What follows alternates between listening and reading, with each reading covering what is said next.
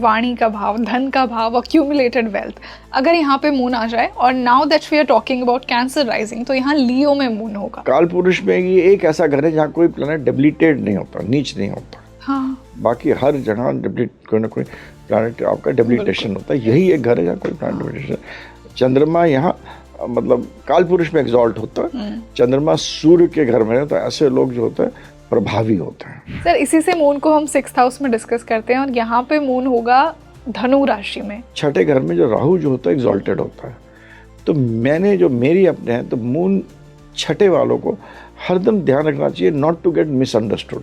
इन लोगों के साथ मिसअंडरस्टैंडिंग लोगों के साथ बहुत ज़्यादा हो जाती है मून छठे घर में। सर इसी से मून को हम भाग्य के भाव में डिस्कस करते हैं, 9वें भाव में आ रहे हैं और यहाँ पे मून पाइसीज में होगा 9th हाउस में कैंसर राइजिंग के लिए। जब लग्नेश पहली बात तो नौमेश में चला गया तो आदमी प्रॉस्परस रहता है जिंदगी से शुरू से अंत तक, चाहे वो रिक्शा वाला हो चाहे वो करोड़पति हो। He will not see a downfall in life.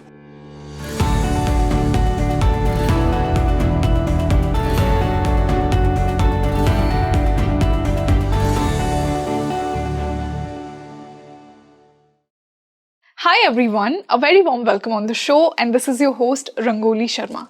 जो हम सीरीज कंटिन्यू कर रहे हैं हर लग्न की, उसके हम 4th पार्ट पर आज आ गए हैं। तो आज हम कैंसर लग्न यानी कर्क लग्न की बात करने वाले हैं। कर्क लग्न का लॉर्ड यानी चंद्रमा आपके कौन से हाउस में बैठा है और आपकी लाइफ में वो क्या एनर्जी लेकर आता है, किस प्रकार का व्यक्तित्व आपको देता है, आपके कनेक्शंस कैसे होंगे, आपका करियर कैसा होगा। अगर मून एक्सॉल्टेड है, मून डेबिलिटेटेड है, मून कंबस्ट है, मून रेट्रोग्रेड है, तो क्या मतलब है इसका। आज के पॉडकास्ट में हम यही डिस्कस करने वाले हैं। तो ये पॉडकास्ट शुरू करने से पहले आप मुझे कमेंट सेक्शन में बताइए कि आपका मून कहाँ प्लेस्ड है, क्या आप भी कर्क लग्न के हैं, आपका मून किसके साथ बैठा है, ये भी हम बात करने वाले हैं। सो आई एम श्योर कि आपको अपने लग्न के बारे में, स्पेशली कर्क लग्न को, बहुत कुछ पता लगने वाला है। चंद्रमा जिसका बहुत एक्टिव है, आज आपको बहुत कुछ अपने बारे में पता लगेगा। साथ ही साथ हमने कुछ प्रैक्टिकल रेमेडीज भी डिस्कस की हैं। सो यू टेल मी कि आपका चंद्रमा कहाँ प्लेस्ड है। और इसी पर्टिकुलर डिस्कशन के लिए वही गेस्ट मेरे साथ जुड़े हैं जिनके साथ मैं ये सीरीज कंटिन्यू कर रही हूँ, आप सभी के favourite renowned astrologer Shankar Adawal sir. Sir welcome back on the show. नमस्कार सर, आज के इस पॉडकास्ट में हमारी जो सीरीज चल रही है उसी का 4th पार्ट है और आज हम बात करेंगे कर्क लग्न पर। और कर्क लग्न का जो लॉर्ड है यानी चंद्रमा, जब वो हर हाउस में होगा तो क्या रिजल्ट्स देगा। तो सर इससे पहले कि हम मून को हर हाउस में डिस्कस करें, मैं पहले कैंसर राइजिंग को आपके लेंस के थ्रू समझना चाहूंगी कि कैसे ये लोग होते हैं, कैसी पर्सनैलिटी होती है, क्यों वो पर्टिकुलर लग्न ही एक सोल को मिला है, क्या उसकी लाइफ का सोल पर्पज हो सकता है इस लाइफ में, क्या वो अचीव करने आए हैं। यहाँ से हम स्टार्ट करते हैं। तो कर्क का लॉर्ड चंद्र है एंड चंद्र वेरी इंपॉर्टेंट। चंद्र लग्न भी होता है, चंद्र हमारे मन का कारक होता है, चंद्र फाइनेंसेस में लिक्विड मनी का कारक होता है, चंद्र आपके इमोशंस का कारक होता है। और चंद्र ऐसा प्लैनेट है जो कि आदमी को बताता है कि आदमी गिरता है, खड़ा होता है, बिकॉज वैक्सिंग एंड वैनिंग है, मूड्स इमोशंस का भी कारक होता है। चंद्रमा माँ भी होती है। तो ये this is the crux of moon. और यही कर्क लग्न रिप्रेजेंट करता है बेसिकली भावना, पिछला जिंदगी से क्या लेके आ रहा है जो चंद्रमा रिप्रेजेंट करता है, और इमोशंस इनके बारे में, और एक मदरली जो फीलिंग इंस्टिंक्ट होती है वो चंद्रमा का रिप्रेजेंट करता है। और चंद्रमा का जो नेगेटिव पार्ट है कि चंद्रमा क्योंकि वैक्सिंग एंड वैनिंग होता है तो ये स्टेबल नहीं होता है। तो उसको बहुत जगह जब रिलेशनशिप्स में जहाँ भी चीटिंग होगी, जहाँ भी गलत काम होगा, वहाँ चंद्रमा का इन्वॉल्वमेंट कहीं ना कहीं ज़रूर होता है। मन का चंचल होगा ना, मन का चंचल होता है, इसीलिए काम भी कुछ नेगेटिव कर देता है। चीटिंग में not always but in certain combination it एक हिस्सा जरूर होगा उसका। सर आपको क्या लगता है कि मून की सबसे बेस्ट क्वालिटी क्या है। मून वालों को ना बहुत इमोशनल माना जाता है और कभी कभी इनके इमोशंस की वजह से इन्हें वीक भी समझ लिया जाता है। So what do you feel is the most special quality of cancer rising और moon in itself? Moon itself की राइजिंग का माँ है। Moon is like a mother. तो एक माँ होती है, वो टफ भी हो जाती है, डांट भी देती है, कभी बहुत प्यार भी कर लेती है, कभी एक बच्चे को देने के लिए एक बच्चे से चुरा के दूसरे बच्चे को भी दे देती है। तो that is the best quality of moon. It changes. एक पात्र है तो पानी है, मून इज 70-80% वाटर, सब कुछ भी वाटर। मन है तो जहाँ भी उसको डाल देते हैं वहाँ ढल भी जाती है। तो मून का ये मोस्ट इम्पॉर्टेंट थिंग है, इसे वेरियस करता है, तो basically it represents the mother. Okay sir, इसी से हम मून इन फर्स्ट हाउस से स्टार्ट करते हैं, यानी कैंसर राइजिंग के लिए जब मून अपनी स्वयं राशि में आके फर्स्ट हाउस में बैठ जाए तो क्या कुछ एनर्जी वो एक इंसान की लाइफ में लेकर आएगा? मून फर्स्ट राशि में होगा तो क्योंकि अपने राशि में कहते तो प्योर चंद्रमा की जो चीज़ें हैं, इमोशनल होगा, भावुक होगा, बहुत ज़्यादा मतलब in the sense will not be clarity नहीं रहेगी, पर्पस और थॉट की क्लैरिटी चंद्र कर्क वालों को नहीं होती है, क्योंकि दे में फॉल डाउन, में गेट अप, हो सकता है गिर जाए, ऊपर उठ जाए। इनमें 3 नक्षत्र होते हैं, पुनर्वासु, पुष्य, अश्लेषा। तो इसमें एक पार्ट जो चंद्रमा का अंत डिग्रीज पे जिनके होगा 20-25 डिग्री का, उनकी थोड़ी सी चंद्रमा का नेचर से अलग होगा। अदरवाइज 20 डिग्री तक चंद्रमा विल बी एक इमोशनल प्राणी होता है, और 20 डिग्री के बाद जिनका होगा उसमें थोड़ा सा अश्लेष नक्षत्र का भी आ जाता है, तो मर्कुरियल भी आ जाता है। वहाँ पर चंद्रमा जो होगा इमोशनल होगा, बट इमोशनल होगा अपना मतलब निकालने के लिए। एक होता है प्योर इमोशन कि मैं आपसे प्यार करता हूँ तो करता हूँ, और दूसरा होता है मैं आपसे प्यार करता हूँ क्योंकि मैं आपसे कुछ चाहता हूँ, बदले में एक्सपेक्ट कर। तो ये एक चंद्रमा पहले घर में ये हो, basically characteristic will be this.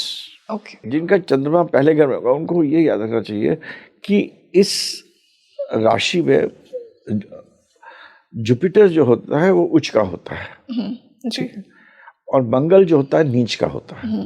तो जुपिटर उच्च का होगा, तो चंद्रमा जुपिटर जब भी साथ रहता है लोग कहते हैं चंद्रमा ही होगा, और जुपिटर क्योंकि यहाँ उच्च का है, जुपिटर का है तो गज केसरी योग बनाता है, एक्सेट्रा एक्सेट्रा। मगर चंद्रमा जुपिटर मैंने जब भी हरदम ये देखा है कि कभी कभी तो आपको बहुत प्रॉब्लम में भी डाल देता है। एक डिवाइन ग्रेस देता है मगर प्रॉब्लम में भी डाल देता है। इस राशि में आपका मंगल नीच का होता है, तो चंद्रमा जब भी लग्न में हो ऐसे लोगों को अपने मूड्स पे फॉर हेवन से बहुत रखना चाहिए, क्योंकि इनका मूड ऐसा होता है एकदम से तो बहुत इमोशनल हो जाएंगे और एकदम से डांट देंगे, एकदम से कुछ नेगेटिव बोल देंगे, एकदम से कुछ ऐसा कर देंगे जो कि मंगल वाली चीज़ कर देंगे, मतलब जोर से बोलना। आदमी प्यार से बोलता है, चंद्रमा का क्वालिटी होता है बोल, emotion is positive and negative. तो चंद्रमा कर्क वालों के लिए मोस्ट इंपॉर्टेंट ये है, जो कि उनको ऊपर भी उठा सकता है नीचे भी गिरा सकता है, कि इनके जो मूड स्विंग्स जो होते हैं इतने ज़्यादा होते हैं, इससे इनकी पूरी लाइफ लोगों की बदल जाती है। तो चंद्रमा जिनका कर्क में उनका मेरे लिए उनके लिए ये है कि try to balance emotions, don't be all the time कि आप नेचुरल, मैं तो नेचुरल रहूँगा, मैं तो पूरे टाइम जैसा रहना, क्योंकि इसके अंदर क्या होता है कि दे कैन स्विंग्स ऐसे होते हैं, और इसके अंदर कभी कभी जो स्विंग होता है मूड्स का वो एग्रेसिव हो जाता है, और जब एग्रेसिव हो जाता है आदमी समझता नहीं। अभी तो आप बहुत प्यार से बात कर रहे थे, आपने उसको मन आया, आपने उसको करोड़ रुपए दे दिए और आपको गुस्सा आ गया तो बेचारा खटखटा रहा, आपको दरवाज़ा नहीं खोल रहे हैं, तो that Mangal energy also comes in, वो भी नीच के मंगल की एनर्जी है। तो वो आपका एक हरदम you should be very careful. चंद्रमा लग्न में होंगे ऐसे लोग जो होते हैं anything to connected with water, emotions, chemicals, भावना, इन सब के प्रोफेशन में they do generally they do well. जहाँ बोलना है, जहाँ बात करना है, जहाँ इमोशंस को दिखाना है, जहाँ अपने बोलना खाली नहीं बट भावनाओं को दर्शाना है, वो भावनात्मक चीज़ में बहुत अच्छा होता है। और जितने भी फिल्म इंडस्ट्री हुआ, एक्टिंग हुआ, पानी के, क्योंकि पानी का कारक होता है चंद्रमा, तो नदी के कारण दिस थिंग, ट्रैवलिंग का जितनी भी चीज़ें होती, इन सब चीज़ों में अगर चंद्रमा लग्न होता तो उनके लिए अच्छा प्रोफेशन है। बिल्कुल सर, इसी से मून को सेकंड हाउस में डिस्कस करते हैं, वाणी का भाव, धन का भाव, अक्यूमुलेटेड वेल्थ। अगर यहाँ पे मून आ जाए, और now that we are talking about cancer rising, तो यहाँ लियो में मून होगा तो क्या लेकर चंद्रमा लग्नेश दूसरे घर में जब भी जाता तो अच्छा ही होता है। दूसरा घर हमारा मोस्ट इम्पोर्टेंट, मैं तो कहता हूँ 12 घर में सबसे इम्पोर्टेंट घर जो होता है वो दूसरा घर होता है, क्योंकि फैमिली और फाइनेंस का होता है। और काल पुरुष में ये एक ऐसा घर है जहाँ कोई प्लैनेट डेबिलिटेड नहीं होता, नीच नहीं होता। बाकी हर जगह कोई ना कोई प्लैनेट आपका डेबिलिटेशन होता है, यही एक घर है जहाँ कोई प्लैनेट डेबिलिटेशन। चंद्रमा यहाँ मतलब काल पुरुष में एग्जॉल्ट होता है, चंद्रमा सूर्य के घर में है, तो ऐसे लोग जो होते हैं प्रभावी होते हैं। आप बहुत सारे पॉलिटिशियंस जो होंगे, क्योंकि पॉलिटिक्स में या सोशल सर्विस में इन सब में काम किया है, आपको लोगों के साथ कनेक्ट करना है। सूर्य के आगे लोग बैठे हैं, राजा है, तो इमोशन से बात करना, लोगों को प्रभावित करना, ये यहाँ पर चंद्रमा बहुत अच्छी तरह करता है। दूसरा, चंद्रमा का यहाँ पर पैसा, क्योंकि लिक्विड मनी जो होता है वो चंद्रमा होता है, मार्स आपका प्रॉपर्टी होता है, शनि प्रॉपर्टी होता है, मगर लिक्विडिटी जो होता है, कैश पैसा जो होता है, वो चंद्रमा होता है। तो कैश पैसा कमाने की जो क्षमता होती है, डे टू डे ट्रेडिंग करते हैं, रोज जो स्टॉक मार्केट में रोज का रोज करते हैं, आज करा शाम को कितना पैसा आना, चाहे वो एक बनिया हो चाहे वो एक करोड़पति रिटेलर हो, दोनों का चंद्रमा दूसरे घर में होगा। चंद्रमा दूसरे घर में होगा तो वाटरी चीज़ों में लोग बिजनेस करें, जैसे कि ड्रिंक्स में, बिवरेजेस में, गोलगप्पा बेचने का भी, anything which has to do with this, बहुत अच्छा, दे विल अर्न मनी। चंद्रमा यहाँ पर शुक्र के घर में होता है, तो be careful in relationships. Relationships के लिए बहुत अच्छा घर नहीं है। रिलेशनशिप भी एक तरफ चल जाएगा, मगर जब भी इस घर में होता है, जिसकी लेडी का चंद्रमा दूसरे घर में होता है, तो मैंने ज़्यादा देखा है बहू सास में पटती नहीं है। अच्छा, नहीं बनती? हाँ, नहीं बनती, ज़्यादा नहीं हो सकता 20%, डिपेंड्स ऑन क्या क्या देख रहा, क्या नहीं देख रहा, मगर एक बहू सास के बीच में, एक बहू सास, बहू या नंद, जैसे वो जो भी हो, बड़ा जो होता है घर का, एक वो उसके साथ उनका रिलेशनशिप अच्छा नहीं होता। यहाँ पर चंद्रमा बहुत ही बढ़िया है, प्रभावी होता है, और आदमी को मतलब मतलब एक अच्छा, मतलब सूर्य राशि वक्ता भी बना देगा, बहुत अच्छा बना देगा। ओके। और सर वैसे भी यहाँ पे मून एक्सॉल्ट ही होता है कालपुरुष में, तो बिल्कुल, तो ओवरऑल बहुत अच्छी प्लेसमेंट है मून इन दिमाग के सेकंड हाउस, धनी होंगे, दिमाग के धनी होंगे। ओके सर, इसी से चंद्रमा को हम थर्ड यानी पराक्रम के भाव में डिस्कस करते हैं। कम्युनिकेशन, शॉर्ट ट्रैवल का हाउस है थर्ड हाउस। अगर यहाँ पे चंद्रमा आ जाए और यहाँ पे मून होगा वर्गो यानी कन्या में, तो कैसी एनर्जी लेकर आएगा? मून जब कन्या में है तो इनका आपस में रिश्ता बहुत अच्छा नहीं है, क्योंकि राशि कन्या की तीसरे घर में है चंद्रमा। तो चंद्रमा जब तीसरे घर में है तो यहाँ पर आदमी को पराक्रम देगा, मगर वैसा पराक्रम नहीं देगा जैसे हम आमतौर तक सोचते हैं। यहाँ पर आदमी को इमोशनल स्टेबिलिटी बहुत देता है। जिन काम में आपको दिमाग का उपयोग ज़्यादा करना पड़ता है, जैसे कि अंताक्षरी कोई खेलने का काम है, ठीक है, इट्स अ बिग गेम।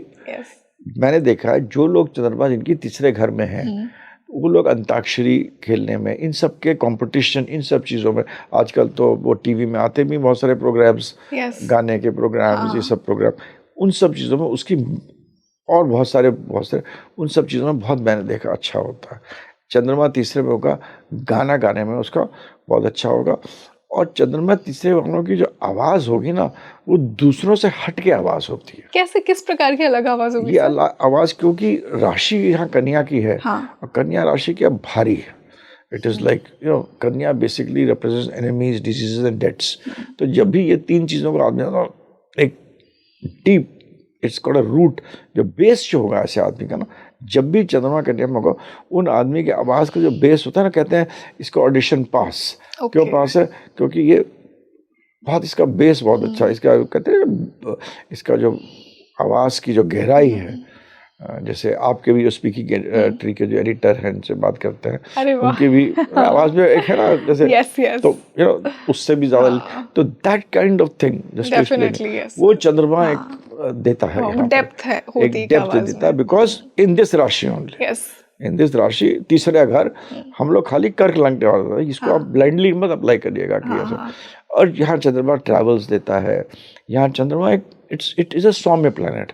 यहाँ पर चंद्रमा जो होगा, यहाँ पर चंद्रमा जब देखिएगा खुद ही इतनी सारी चीज़ें डील करना है, तो हर चीज़ को इमोशनली डील करता है। ये जैसे दुश्मनी भी होगी ना, तो वो दुश्मनी को कहेगा, इट इज़ वन प्लेस जहाँ चंद्रमा कहेगा छोड़ो, जहाँ कहेगा पैसा आएगा छोड़ो, चलो इसको हम लोग किस तरह बातचीत करके इसको ख़त्म कर देते हैं इशू, और वो भी रिलेशनशिप में। यहाँ चंद्रमा ऐसा होता है, इस घर में ऐसा होगा जहाँ वो थोड़ा सा दे देगा, छोड़ देगा। जब तक कि चंद्रमा यहाँ पर, अगर जैसे जो क्रूर प्लैनेट्स हैं, जैसे अगर राहु के साथ भी हो गया, तो प्रोफेशन में जो चीज़ मैंने बोली वो सब अच्छी रहेगी। रिलेशनशिप में छोटे भाई बहनों के साथ थोड़ी सी प्रॉब्लम आएगी। राहु यहाँ तीसरे घर में अच्छा ही होता है, तो चंद्रमा जब भी राहु के साथ होगा, प्रोफेशनली आदमी बहुत राइज करेगा। मगर अगर चंद्रमा जैसे कि आपका बुध के साथ हो गया या केतु के साथ हो गया, तो फिर ये ओरिएंटेशन को बदल देगा। बट वही रहेगा, ओरिएंटेशन बदल जाएगा, डिपेंड्स करता है प्लेसमेंट, एस्पेक्ट, कंजंक्शन में। चंद्रमा तीसरे घर वालों को अपने थ्रोट के बारे में बहुत ख्याल रखना चाहिए। गला जल्दी खराब होता है, नाजुक होगा, वो मतलब ये सब प्रॉब्लम, लंग्स का जो इशू है, थ्रोट एंड लंग्स वाला पार्ट को they should be little careful. Sir इसी से चंद्रमा को 4th हाउस में डिस्कस करेंगे। काल पुरुष के अकॉर्डिंग चंद्रमा का भाव ही 4th हाउस है और यहाँ पे मून स्पेसिफिकली कैंसर राइजिंग के लिए लीब्रा में चला गया, तो कैसे एनर्जी लेकर आएगा?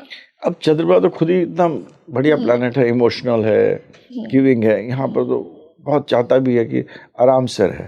तो चंद्रमा चौथे घर में होगा तो जितने भी, पहले हम लोग ये बात करते हैं क्या प्रोफेशन, क्योंकि लोग प्रोफेशन में ज़्यादा इंटरेस्टेड रहते हैं, तो home industry, decoration, interior design जो आप लोग करते हैं, उसको जो भी बोलते हो, इंटीरियर डेकोरेशन, लोगों को सजाना, फैशन में साड़ी वाड़ी का वो करना, मतलब कपड़ों का, क्योंकि शुक्र जो है वो कपड़ों का कारक होता है, उसको सिल के करना, या जैसे बड़े बड़े जो अब्बू जानी या बहुत बड़े बड़े लोग जो हैं जो कि अपने आजकल जो पेश करते हैं अपनी चीज़ें, इन सब में चंद्रमा और शुक्र का मिलन बहुत ज़रूरी है।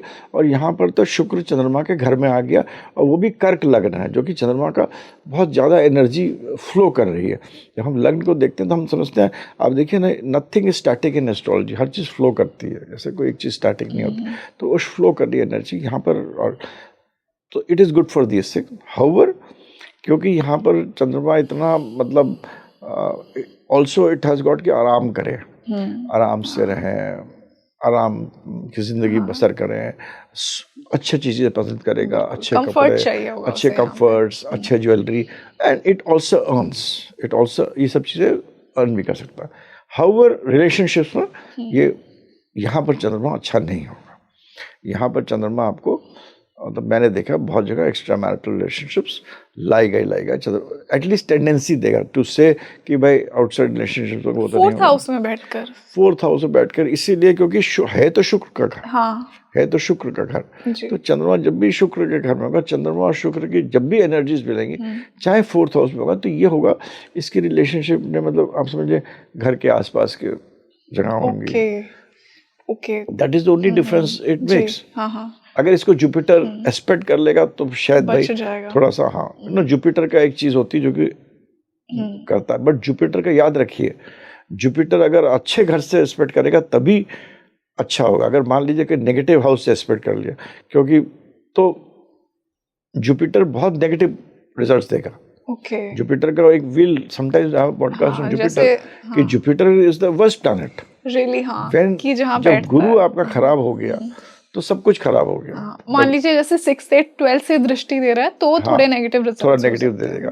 मतलब गुरु भी दे दिया, गुरु ने दे दिया, तो आप अगर गुरु अच्छा नहीं है, मतलब एक पंडित को अपने गुंडों के बीच में बिठा दिया है और फिर वो अपनी दृष्टि दे रहा है, तो पंडित और गुंडों के मिलकर दृष्टि आएगी ना उसको, तो वो अच्छी नहीं होगी। तो चंद्रमा शुक्र में, चंद्रमा शुक्र को इसीलिए यहाँ पर मैं ये नहीं कहता हूँ it will lead to extramarital relationship, no, एक आदमी को दिमाग में एक भटकाव जरूर देगा कि यार ये चीज़ मेरे को अच्छी लग रही है, चलो लेट मी ट्राई, कोशिश कर ले।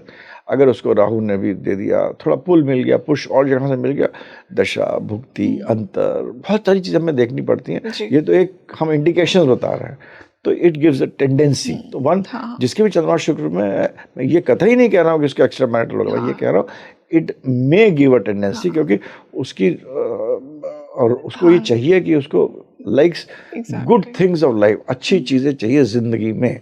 मान लीजिए किसी की हॉरोस्कोप छोड़िए, कोई भी औरत है या आदमी है, उसको मतलब नहीं है उसके पास, मगर उसे कोई उसका एस्ट्रोलॉजिकल कॉम्बिनेशन ऐसा है कि प्रलोभन में फंस सकता है और उसे कभी मिली कोई अच्छी चीज़ तो चला गया प्रलोभन में, ठीक है। तो चंद्रमा शुक्र है तो ये टेंडेंसी देगा। बिल्कुल, तो मतलब सर का कहने का मतलब यही है, अगर मैं कंक्लूड करूँ ऑडियंस से, इट्स नॉट नेसेसरी कि ऐसा होगा ही, बट अगर 7th में भी वीनस मून कनेक्ट हो रहा है तो ये हो सकता है। इट्स नॉट नेसेसरी कि जितने भी मैं बता रहा हूँ कि एक्स्ट्रा मैरिटल देगा या इट्स अ पॉइंटर है, और पॉइंटर के पीछे लॉजिक भी है, ये जरूरी नहीं कि हो।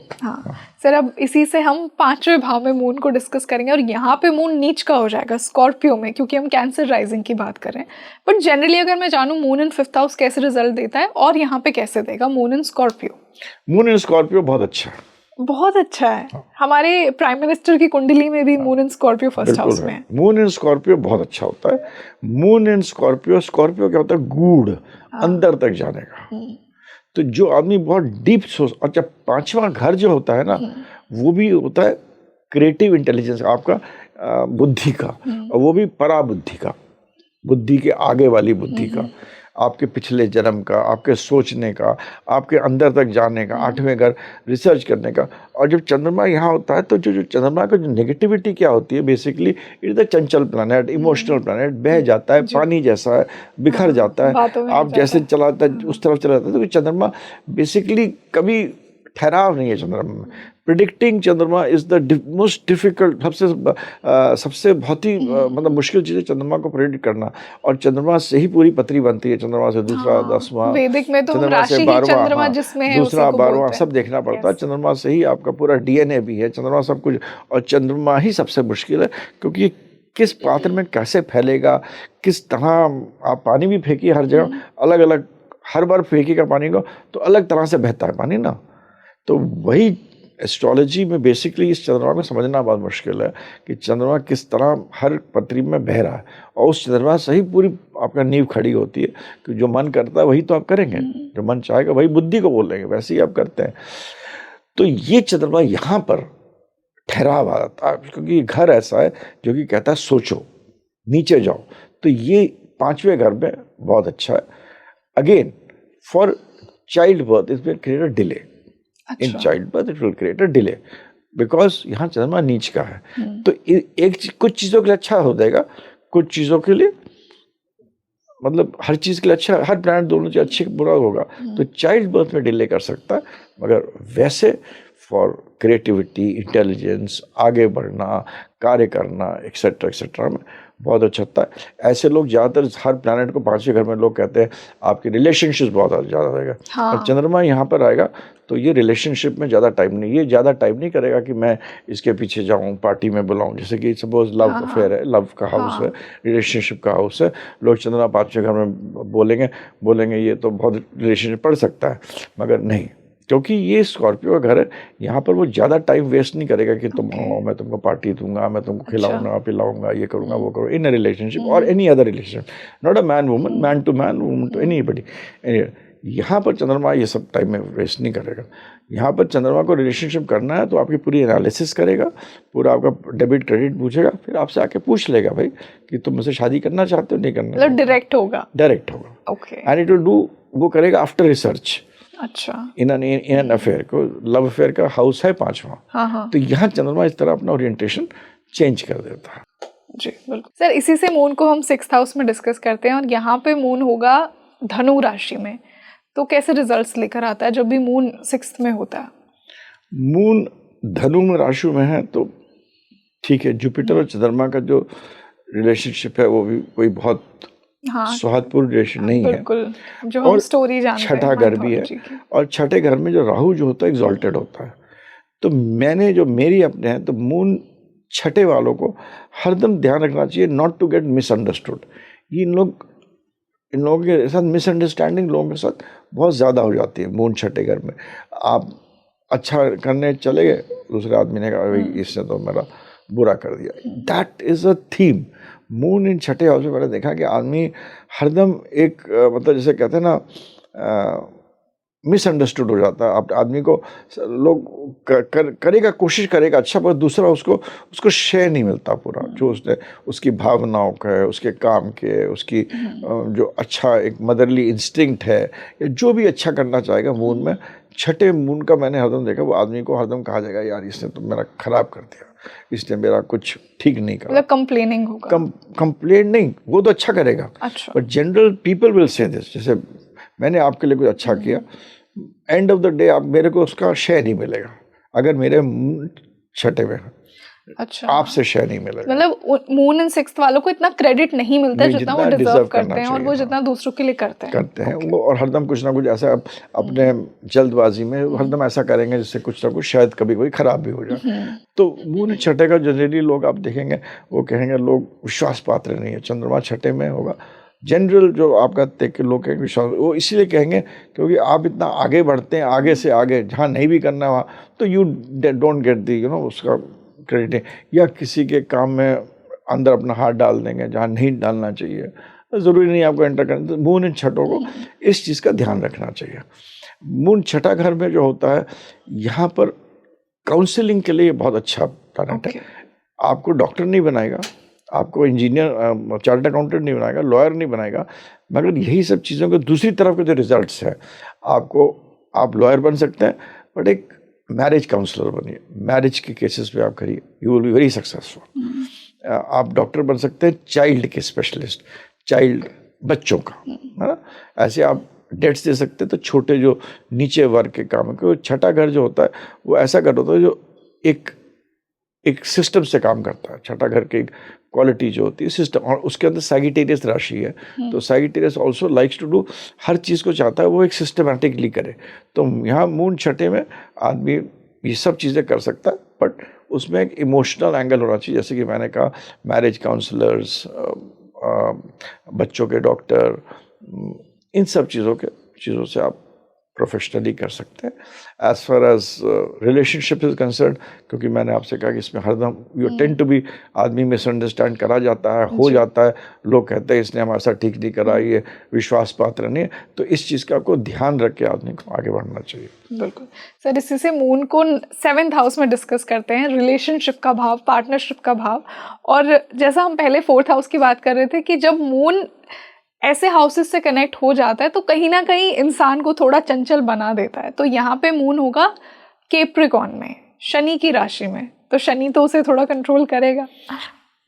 मून को कंट्रोल तो करना मुश्किल है, लग्नेश जब सप्तमेश में आएगा तो अगर बाकी प्लैनेट्स और निमालय शुक्र नहीं है यहाँ पर, देखिए सबसे बड़ी बात याद रखिएगा, this is not concern with this, but नीच का शनि जो है, हर प्लैनेट, शनि और शुक्र आपस में बहुत दोस्ती है, तो हर प्लैनेट एक, it's not concerning this but it's also concerning her planet. अगर आप एक्स्ट्रा मैरिटल रिलेशनशिप देखते हैं तो शनि देखना बहुत ज़रूरी होता है। तो जब शनि नीच का होगा ना तो वो एक्स्ट्रा मैरिटल रिलेशनशिप नहीं देगा। शनि जब नीच का होगा, चाहे किसी भी हाउस में, चाहे किसी घर में, और शुक्र चाहे कितना पावरफुल हो, चाहे कॉम्बिनेशन बन रहे हो, नहीं देगा। बट शनि एक्सॉल्टेड जब होगा ना, तब दे देगा। वाओ, इतना बड़ा मिथ आज आपने ब्रेक किया। और लोग हमेशा ना एक्सॉल्टेड प्लेनेट को हीरो बनाते हैं और डेबिलिटेटेड को विलेन बनाते हैं। के कैपेसिटी होती है एक्स्ट्रा मैरिटल देने की। मैं तो हजारों हॉरोस्कोप देखे, क्योंकि शुक्र के घर में शनि एक्सॉल्टेड हो रहा तो वो देगा। शनि नीच का होता है, मंगल के घर में आदमी बेचारा काम करते करते जिंदगी खत्म हो जाती है उसकी, बट शनि एक्सॉल्टेड होगा। तो इसी तरह यहाँ पर भी चंद्रमा 7वें घर में होगा तो मिनिमम लेडी हो, आदमी हो, रोविंग आई जरूर देगा। मतलब रोविंग आई मतलब उसको देखेगा जरूर, he will have this tendency. अब ये डिपेंड करता है कौन सा प्लैनेट का प्लेस होता है, एस्पेक्ट होता है, कंजंक्शन होता है।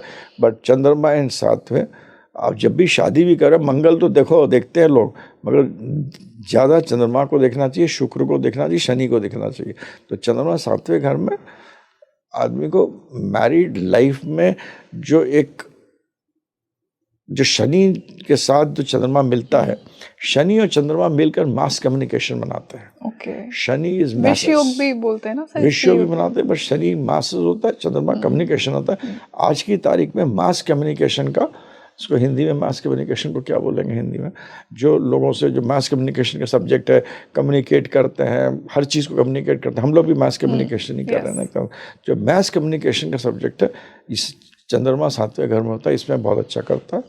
रिलेशनशिप्स के लिए not very good, also not very good for the stomach and stomach area के लिए you should be careful. So these are the things of 7th house. Very highly sensitive subject है चंद्रमा and Sun. It will depend upon large number of other things. But ये कहो कि चंद्रमा 7वां आदमी धर्मात्मा हो सकता है, not possible. ऐसा कभी नहीं होगा सर। इसी से हम मून को 8th हाउस में डिस्कस करते हैं, और काल पुरुष में स्कॉर्पियो की राशि, यहाँ पे मून नीच का होता है, यहाँ पे मून कुंभ में आ जाएगा, तो कैसे रिजल्ट्स देगा? चंद्रमा अगेन, चंद्रमा जो है वो पानी है और 8th हाउस पताल है। तो यहाँ पर जो चंद्रमा जो होता है ना, वो अपने आप को समझ नहीं आता क्या करे। तो जो बाकी जगह हम लोग जैसे चंद्रमा डिस्कस करते हैं कि चंद्रमा 8वें घर में जाता है तो बहुत रिसर्च करता है, बहुत ये करता है। यहाँ पर चंद्रमा जो है 8वें घर में, कर्क लग्न में एक्वेरियस राशि, और एक्वेरियस राशि बहुत इम्पोर्टेंट, मतलब इन द सेंस कि इसके अंदर जो एनर्जीज होते हैं एक्वेरियस के अंदर, स्पेशली कुंभ के अंदर गुरु और राहु की बहुत एनर्जीज होती हैं। तो यहाँ चंद्रमा अपने आप को नहीं समझ पाता मैं क्या करूँ, ओके, एंड इट कंफ्यूज होता है। एंड मैंने देखा कभी भी अच्छे रिजल्ट नहीं देता है। और क्योंकि हरदम चंद्रमा एक ऐसा प्लैनेट है जिसको कोई चीज़ चाहिए, अपना फाइनल जो रिजल्ट देगा चंद्रमा हरदम विल गिव डिपेंडिंग ऑन कौन सा प्लैनेट के साथ, मतलब वो ऐसा आदमी है जो कि उसको एक दीवार चाहिए, जिस दीवार पे उसका हाथ है उसी हिसाब से वो खड़ा है, उसी हिसाब से रिजल्ट देता है चंद्रमा। समझ लीजिए, मतलब to explain anybody who is looking at this, चंद्रमा अकेले बहुत कम देता है, वो बहुत सारी चीज़ों से इफेक्ट होता है। तो 8वें घर में इट इज़, उसको समझ में नहीं आता मैं क्या करें। तो चंद्रमा यहाँ पर आपको बहुत नेगेटिव रिजल्ट्स भी दे देता है बहुत लोगों को।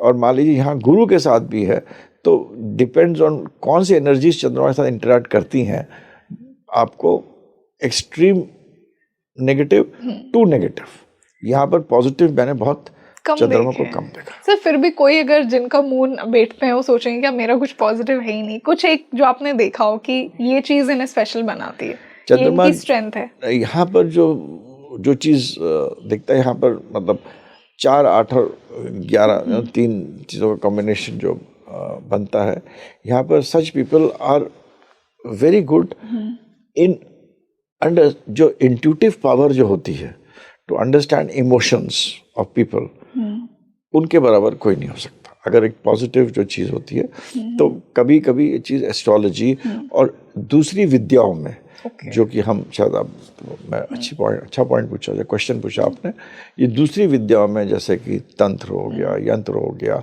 लोग, क्योंकि पानी हर चीज़ करता है, सब शक्ति पानी से उत्पन्न होती है।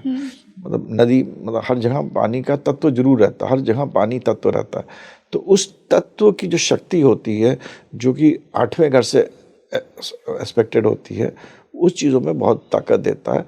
तो जो जितनी भी दैविक सिद्धियाँ, स्पेशली देवी, चंद्रमा जो देवी का भी एक रूप माना जाता है, जो जितनी भी देविक सिद्धियाँ हैं, जैसे कि आपने काली, तारा, त्रिपुरा सुंदरी, भैरव, इन सब का समझना, इनको बहुत ही गूढ़ चीज़ है, इन सब को समझना, जानना, इन सब चीज़ों में चंद्रमा 8वें घर में मैंने देखा बहुत अच्छा देता है। बट बाकी प्लैनेट्स भी इम्पॉर्टेंट है, टू बी वेरी केयरफुल। इसको नेगेटिव वे में ले सकते हैं, पॉजिटिव वे में भी ले जा सकते हैं। अब जैसे, क्योंकि मैं इसलिए नहीं बताता हूँ कि जहाँ मैंने इसे बताया तो लोग फिर पढ़ना शुरू कर देते हैं, त्रिपुरा सुंदरी कौन है, तारा कौन है, काली कौन है, पर इनकी एक अलग अलग मतलब तंत्र अपने आप में विद्या है जिसको समझना चलता है। तो यहाँ पर तांत्रिक, यांत्रिक, मांत्रिक शक्तियाँ जो है के लिए चंद्रमा 8वें में बहुत अच्छा होता है, और कल्ट के लिए, इस फील्ड के लिए बहुत अच्छा। सर इसी से मून को हम भाग्य के भाव में डिस्कस करते हैं, 9वें भाव में आ रहे हैं, और यहाँ पे मून पाइसीज में होगा 9th हाउस में, कैंसर राइजिंग के लिए। तो ओवरऑल कैसे रिजल्ट्स देगा, क्या एनर्जी उस इंसान की लाइफ में लेकर आएगा? मून कर्क लगने वालों के लिए 9वें घर में बहुत अच्छा है। लग्नेश, पहली बात तो नौमेश में चला गया, तो आदमी प्रॉस्परस रहता है जिंदगी से शुरू से अंत तक, चाहे वो रिक्शा वाला हो, चाहे वो करोड़पति हो, he will not see a downfall in life. ऊपर नीचे थोड़ा बहुत हो सकता है, बट डाउनफॉल कहीं नहीं होता था। और मंगल के घर में, मंगल जो है कर्क वालों के लिए राजयोग कारक प्लैनेट होता है, तो मतलब उसके जुपिटर के घर में है, जो कि बहुत इंपॉर्टेंट प्लैनेट है। कर्क हालांकि 6ठे घर का भी लॉर्ड है, but it's a very important planet, और चंद्रमा का मतलब अपना है। तो यहाँ पर आदमी को प्रॉस्परस बनाता है, अच्छा बनाता है। मगर आप ये सोचो कि बहुत धार्मिक बना देगा, धार्मिक नहीं बनाता है। पर्सन विल लाइक ट्रैवलिंग, आदमी को नदी अच्छी लगेगी, ट्रैवल अच्छा लगेगा, जाना अच्छा लगेगा, बात करना अच्छा लगेगा, और ऐसे ही प्रोफेशंस में अच्छा सब लगेगा। आदमी मतलब जितनी भी अच्छी चीज़ें होती हैं इनसे कनेक्टेड, इसमें उसको अच्छा लगेगा। माँ, बेटी, बुआ, इन तीनों से लगाव ज़्यादा रहता है। चंद्रमा जब भी 9वें घर में होगा, चाहे किसी राशि नहीं 9वें घर में, हाँ किसी राशि में, मगर जब पीसेस में होगा, तो मासी, बुआ और बेटी, ये 3 रिश्ते इसके लिए बहुत मायने रखेंगे। इनमें 3 या 2 जो भी हो, इनमें बहुत मायने रखते हैं। चंद्रमा 12वें घर में आदमी को बहुत दानी भी बनाता है। कभी कभी अगर गुरु देख ले तो बहुत दान करने वाला आदमी होता है। 12वां घर देने का घर होता है। चंद्रमा भी प्लैनेट होता है जिसको कि मन आ गया तो देता है, तो आदमी को दानी बनाता है। अच्छा है, अच्छी जगह। ओके सर, एक नेगेटिव साइड क्या होगी इसी चंद्रमा की, अगर 9th हाउस में बात करें? हमने पॉजिटिव साइड ज़्यादा डिस्कस की इसकी। चंद्रमा अगर 9वें घर में है और अगर इसको नेगेटिव प्लैनेट्स एस्पेक्ट कर देते हैं तो ये आदमी फिर आप कभी कभी जेल यात्रा भी कर सकता है। It is extreme negative side but it will happen, because राशि यहाँ हो गई पीसेस। लॉजिकली समझा रहा हूँ आपको। 9वां घर इनका जो होता है कर्क वालों के लिए ये छठा घर होता है, which is all about deaths, diseases, enemies. और अगर यहाँ पर negative planets like Rahu, Shani, Mangal यहाँ इतना खराब नहीं करेगा क्योंकि राज्यों कारक प्लैनेट था, 8वें घर का मालिक शनि होता है, तो राहु शनि से एस्पेक्ट हो गया चंद्रमा, तो आदमी को कभी कभी बहुत दुख और बहुत ही प्रॉब्लम्स में भी कर देता है। मगर मैं इसलिए नहीं बताता ये चीज़ें क्योंकि ये चीज़ें तभी होती है, कैविएट होता है, ये चीज़ें होनी चाहिए, तो ये चीज़ें कर सकता है। पर खाली चंद्रमा 12वें घर में कोई कुछ भी नहीं देख रहा है, अच्छा है। चंद्रमा 12वें घर में मंगल देख रहा है, अच्छा है। चंद्रमा देख रहा है, अच्छा है।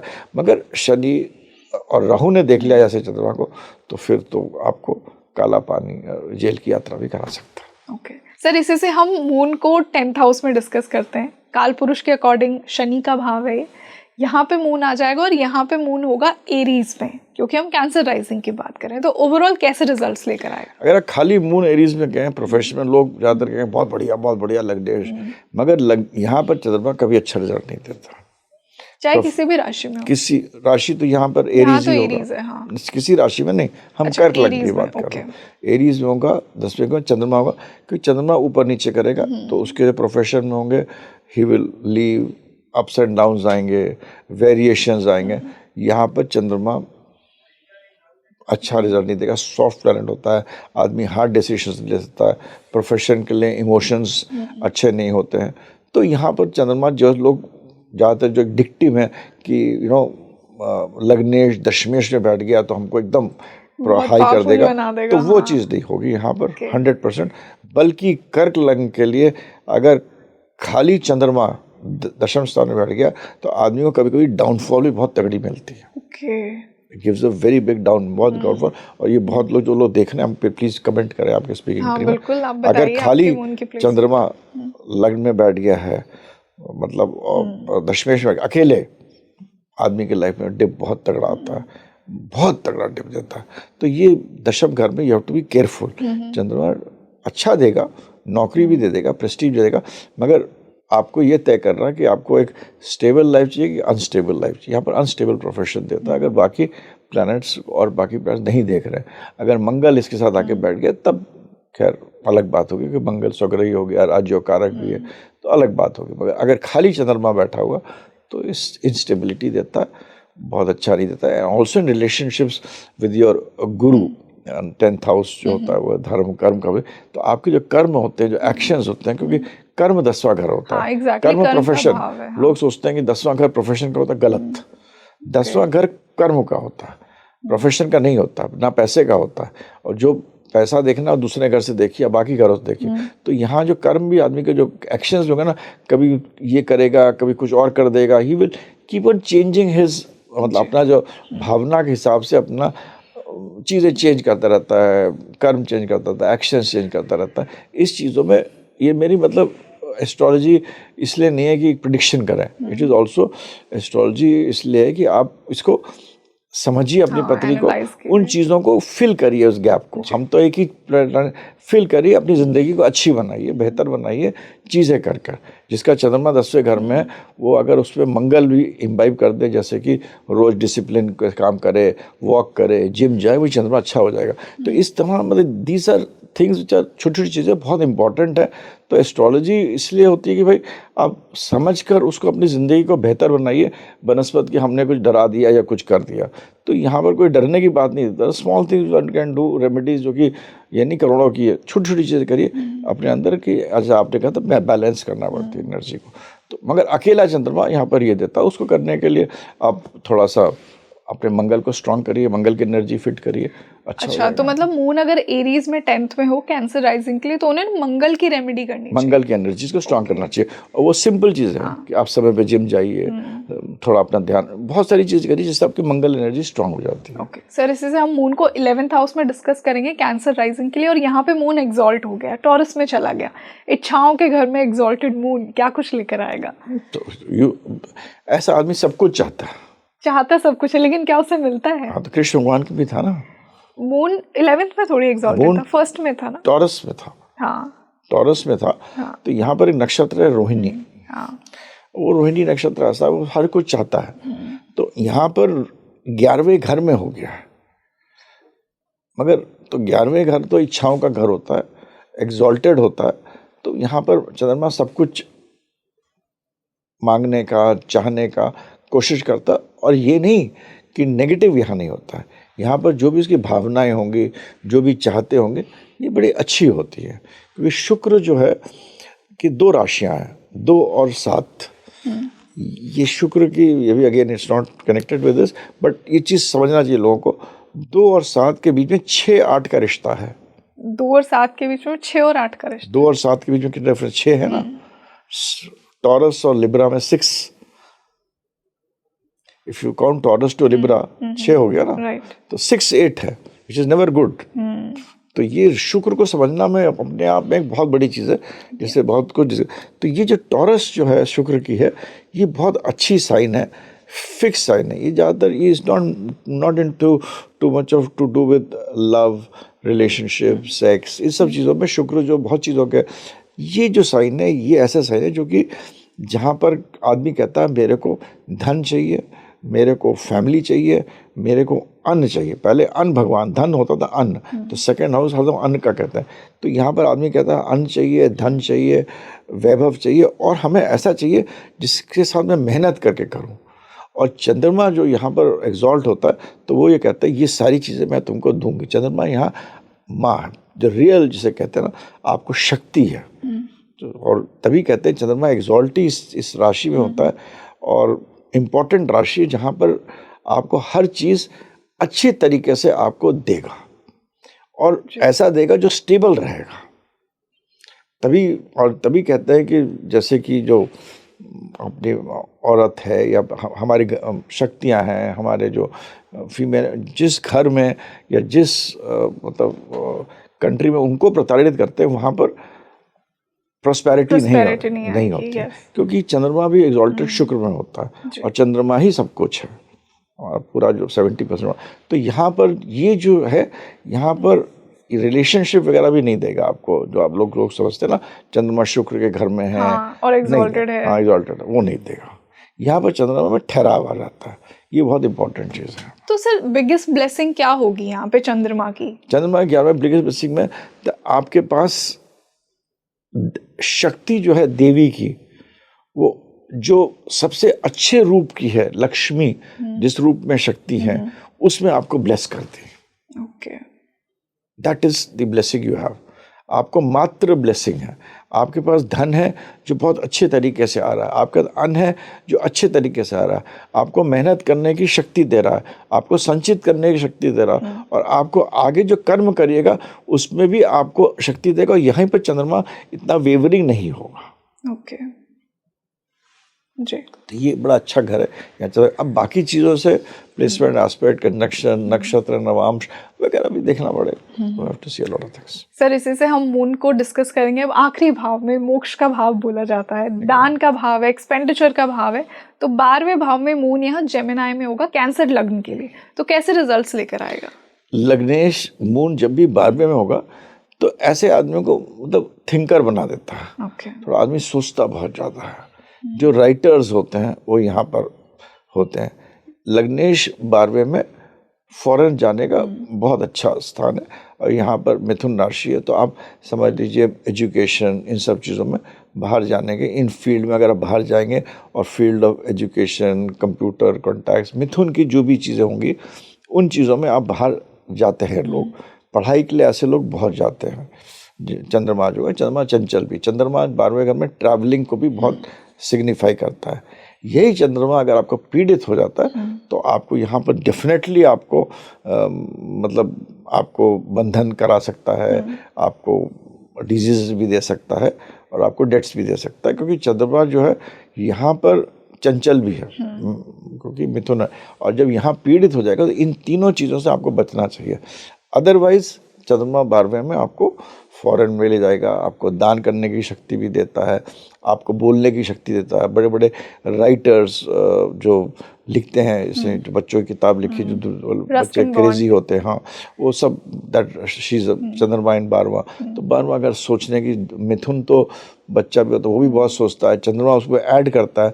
तो बड़े बड़े राइटर्स के लिए, बड़े बड़े कंपोजर्स के लिए, सब के लिए बहुत अच्छा कॉम्बिनेशन है, बहुत अच्छा कॉम्बिनेशन है। देने के लिए भी अच्छा कॉम्बिनेशन है, पैसा आदमी देने की शक्ति रखता है। मगर ये राहु शनि किसी गंदे प्लैनेट के साथ पीड़ित हो जाए तो फिर आपको one has to be very very careful.